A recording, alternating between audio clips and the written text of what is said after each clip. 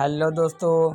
आज हम पढ़ने जा रहे हैं सिंधु घाटी सभ्यता। तो दोस्तों आप देख रहे हैं एजुकेशन सेंटर। आज हम पढ़ रहे हैं सिंधु घाटी सभ्यता का मेन टॉपिक। अच्छा से ध्यान दे करके पढ़ना दोस्तों। क्या कह रहा है? सिंधु सभ्यता यानी सिंधु सभ्यता का समय काल कार्बन 14 पद्धति द्वारा किया गया था। इसका समय काल 2400 ईसा वर्ष पूर्व से लेकर 1700 ईसा वर्ष पूर्व तक है। तो दोस्तों ये क्या है? सिंधु सभ्यता का समय काल यानी कार्बन 14 पद्धति। तो दोस्तों आपको ये दीर्घ उत्तरीय प्रश्न में आएगा दोस्तों कि कार्बन 14 पद्धति क्या है। तो दोस्तों कार्बन 14 पद्धति वैसा पद्धति है जिससे किसी भी सभ्यता की समय निकाला जा सके। यानी कोई भी सभ्यता वह कितनी पुरानी सभ्यता है, कितनी पुरानी से पुरानी सभ्यता को भी कार्बन 14 पद्धति द्वारा हम निकाल सकते हैं कि इसका समय काल कितना था, कब से कब तक इसका समय काल चला था। इसी को हम कार्बन 14 पद्धति कहते हैं। इसी को हम क्या कहते हैं? कार्बन 14 पद्धति कहते हैं। कार्बन 14 पद्धति का मतलब यही हुआ कि किसी भी सभ्यता यानी हमारी भारत की सभ्यता जो नष्ट हो जाएगी तो फिर बाद में यहाँ नया जन्म पुनर्जन्म होगा सबको। तो फिर वहाँ से भी वो लोग भी कार्बन 14 पद्धति का प्रयोग करेंगे और समझेंगे कि भारत में सभ्यता जो चली थी वह भारत की कितनी समय तक वह लंबी कितनी समय तक चली थी। इसी को ज्ञात करने के लिए कार्बन 14 पद्धति का प्रयोग किया जाता है दोस्तों। तो दोस्तों अब हम आगे चलते हैं।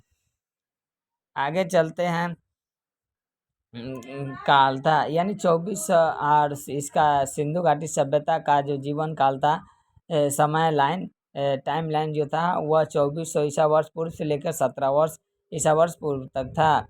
सिंधु सभ्यता की खोज दयाराम सनी द्वारा 1921 में किया गया था। दयारामी सिंधु सभ्यता की खोज यानी सिंधु सभ्यता भी बोल सकता है या हड़प्पा सभ्यता भी बोल सकता है। यानी हड़प्पा सभ्यता या सिंधु सभ्यता दोनों एक ही होता है। तो हड़प्पा सभ्यता बोले तो या सिंधु सभ्यता बोले तो दोनों का क्वेश्चन एक ही होगा। अगर क्वेश्चन में दिया रहेगा कि सिंधु घाटी सभ्यता का उत्खनन किसने किया, कब हुआ, तो दोस्तों हम मारेंगे कि सिंधु घाटी सभ्यता का उत्खनन दयाराम सनी द्वारा 1921 में किया गया था। अगर यहाँ पे पूछ देगा कि हड़प्पा सभ्यता का उत्खनन किसने किया और कब किया, तो हड़प्पा सभ्यता भी यही होगा, सिंधु घाटी सभ्यता। यानी हड़प्पा सभ्यता को दयाराम सनी द्वारा 1921 में खोदा गया था। इस सभ्यता का प्रमुख फसल गेहूं तथा जौ था। यानी इस सभ्यता जो हड़प्पा सभ्यता जो था सिंधु सभ्यता, इस सभ्यता का मुख्य फसल जो था वह गेहूं एवं जौ था। आगे देखते हैं दोस्तों, अगला क्वेश्चन हम आगे देखते हैं हम। अगला हमारा क्या है? तो अगला हमारा है कि सिंधु घाटी सभ्यता में 6 महानगर थे। सिंधु घाटी जैसे सभ्यता हुआ उसमें 6 महानगर थे। तो पहला हम मोहनजोदड़ो था, दूसरा था हड़प्पा, तीसरा था गंगावीरा। क्या लिखा गया है? ये गलती लिखा गया। गंगावीरा दूसरे, चौथा था क्या? धोलावीरा, पांचवा था राखीगढ़, छठा था कालीबंगा।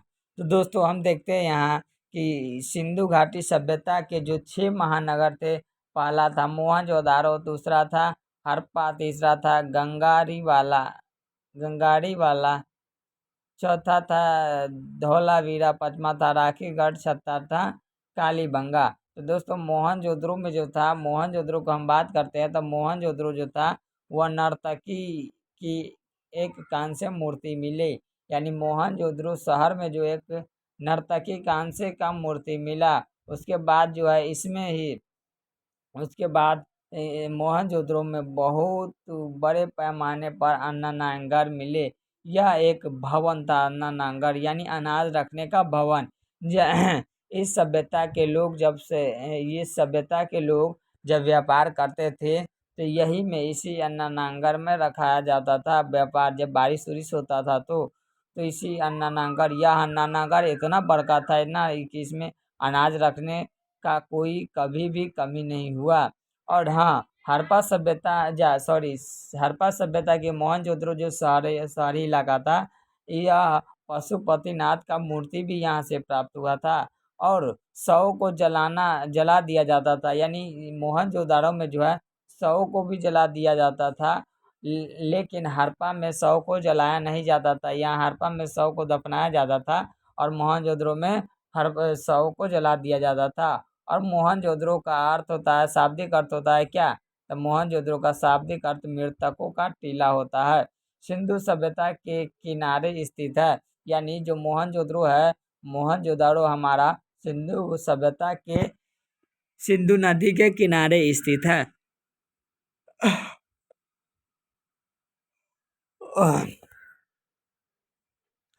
आगे हम देखते हैं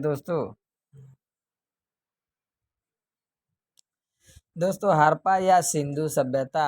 हम बोले थे ना, शुरू में बोले थे कि हड़प्पा या सिंधु सभ्यता किसी कैसे भी दे सकते हैं। दोनों में से ऐसा भी पूछ सकता है कि हड़प्पा सभ्यता का उत्खनन कब हुआ, क्या हुआ, किसने किया, ये सब पूछ सकता है। या सिंधु घाटी सभ्यता, तो हम बता देंगे वही सेम टू सेम वही आंसर होगा, गलती कोई नहीं कर सकता है। तो दोस्तों हम पढ़ते हैं कि रंगपुर एवं लोथल से चावल के दाने मिले। यानी हड़प्पा सभ्यता में जो रंगपुर शहर था और लोथल जो शहर था, यहाँ से चावल के दाने मिले, जिससे धान की खेती होने का प्रमाण मिलता है। यानी यह प्रमाण मिलता है कि हाँ, इस सभ्यता के लोगों जो थे, हम शुरू में पढ़े थे कि इस सभ्यता का मुख्य फसल जो था वह क्या था, तो गेहूं एवं जौ था। लेकिन आगे हम रंगपुर और लोथल में देख चुके हैं कि यहाँ चावल के दाने भी मिले, जिससे स्पष्ट होता है कि यहाँ चावल की खेती भी किया जाता था।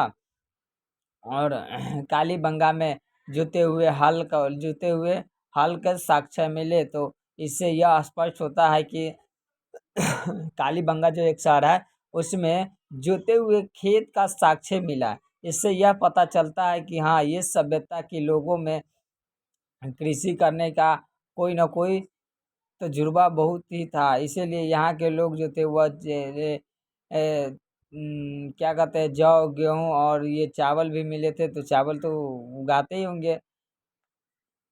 आगे क्या करा है कि सिंधु सभ्यता के नगर में कालीबंगा कालीबंगा एवं मात्र यानी यानी जो सिंधु सभ्यता है, इसमें मात्र कालीबंगा और हड़प्पा को काली स्थल कहा जाता है। यानी जो सिंधु सभ्यता के 6 नगर है, 6 महानगरों में ये 2 नगर यानी हड़प्पा को और कालीबंगा को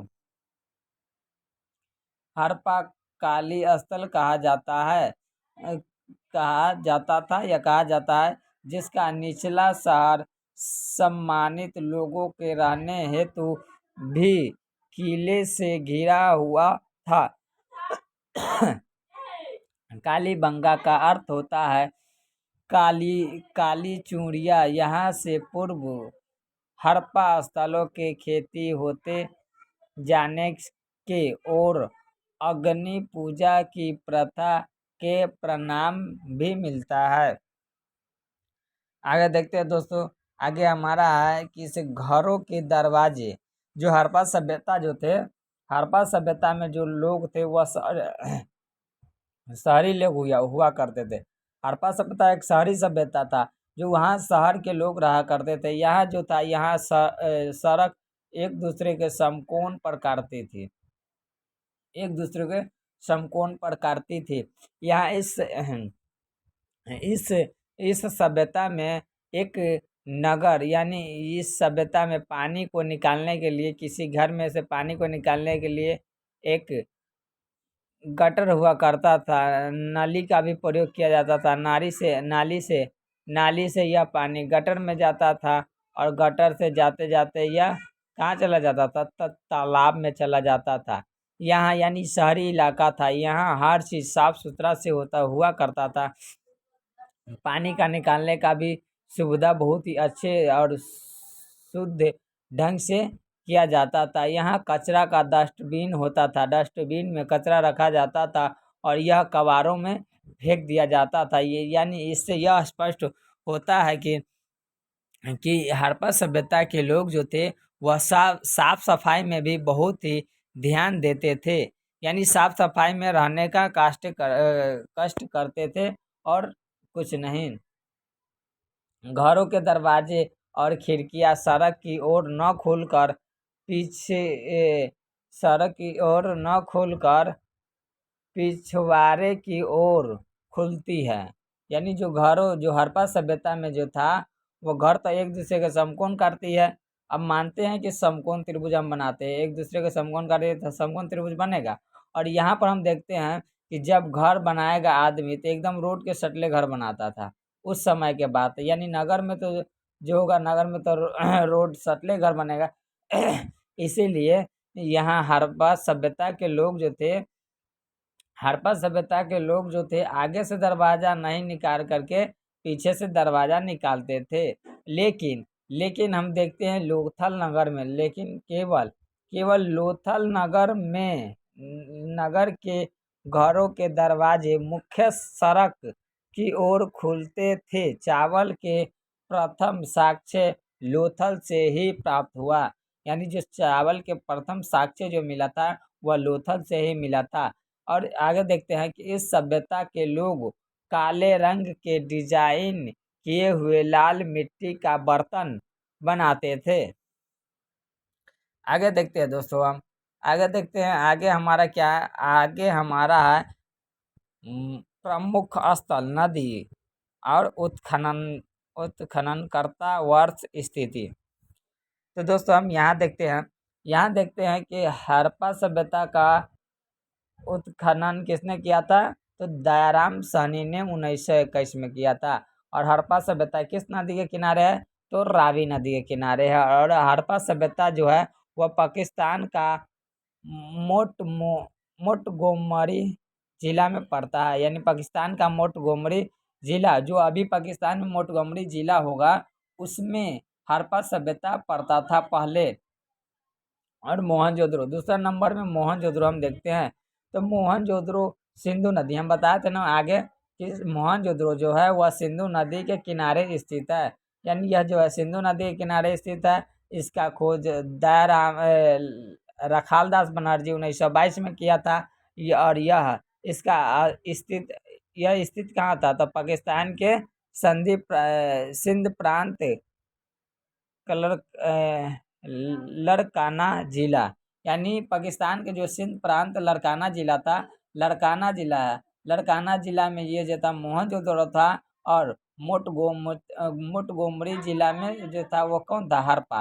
यानी हड़प्पा और मोहनजोदड़ो दोनों जो थे वह पाकिस्तान में ही थे। और पाकिस्तान के राज्य हड़प्पा जो था वो पाकिस्तान के राज्य मोंटगोमरी जिला में था। और मोहनजोदड़ो जो था वह पाकिस्तान के राज्य सिंध प्रांत के लड़काना जिला में पड़ता था। और हम चंद्रहोदड़ो की बात करते हैं। तीसरा हमारा क्या है, चंद्रहोदड़ो। चंद्रहोदड़ो यह भी सिंधु नदी के किनारे, चंद्रहोदड़ो भी सिंधु नदी के किनारे है। इसका उत्खनन गोपाल मजूमदार गोपाल मजूमदार 1931 में किया था। और यह स्थित कहाँ है, तो पाकिस्तान के सिंध प्रांत में, ये भी सिंध प्रांत में, पाकिस्तान के सिंध प्रांत में स्थित है। यानी जो अब हम इसको ट्रिक से याद करने के हम बताते हैं, दो है क्या, चंद्रहोदड़ो और मोहनजोदड़ो। चंद्रहोदड़ो लास्ट में रह और लास्ट में रह, तो जो जिस जिस नगर का लास्ट में रह आएगा तो वह हो जाएगा सिंधु नदी के किनारे स्थित। और पुराना स्थल जगह जो उसका होगा वह होगा क्या, तो वह होगा सिंध प्रांत के लड़काना जिले में। दोनों पाकिस्तान में ही पड़ता था। अब आते हैं चौथा, कालीबंगा। कालीबंगा जो है गंगर गंगर गंगर नदी के किनारे स्थित है। बीबी लाल एवं बीबी के थापर ने 1923 में राजस्थान का हनुमानगढ़ जिला में था। और कोट दीजी ये क्या है? पांचवा है कोट दीजी, ये भी सिंधु नदी के किनारे स्थित फजल अहमद फजल अहमद यानी इसका उत्खनन किसने किया था? तो फजल अहमद ने। यह 1923 में 1953 में किया गया था। सिंध प्रांत का खैरपुर स्थान था। रंगपुर जो था वो मादर नदी के किनारे था। रंगनाथ राव ने इसका उत्खनन किया था। और उत्खनन कब किया था? 1950 से 1954 यानी 1 साल के अंदर में। यह गुजरात का काटियावाड़ा जिला में पड़ता है। रोपड़ क्या है? तो रोपड़ भी शहर है। रोपड़ जो है वह सतलज नदी के किनारे स्थित है। इसकी खोज किसने की थी? यज्ञदत्त शर्मा ने 1953 से 1956 यानी इसके बीच का अंतराल 3 साल में यज्ञदत्त शर्मा ने रोपड़ की खोज की थी। वह सतलज नदी के किनारे है, पंजाब का रोपड़ जिले में। लोथल भोगवा नदी के किनारे है।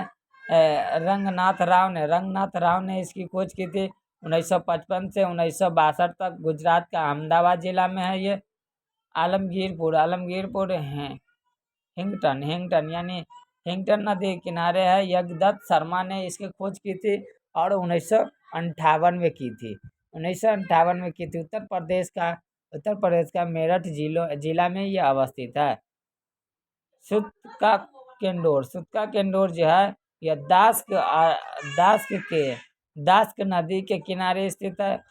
ऑरेंज स्टाइल चर्च टेल्स ने इसकी खोज की थी 1927 से 1962 के बीच। ये भी पाकिस्तान के मकरान में समुद्र तट के किनारे स्थित है। बनमाली जो है रंगोई नदी किनारे स्थित है। इसकी खोज किसने की थी? रविंद्र सिंह बिष्ट ने 1974 में हरियाणा का हिसार जिला में स्थित है ये।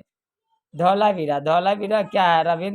रविंद्र सिंह बिष्ट ने 1990 से 1951 के बीच खोजी गई थी और यह गुजरात के कच्छ जिला में अवस्थित है।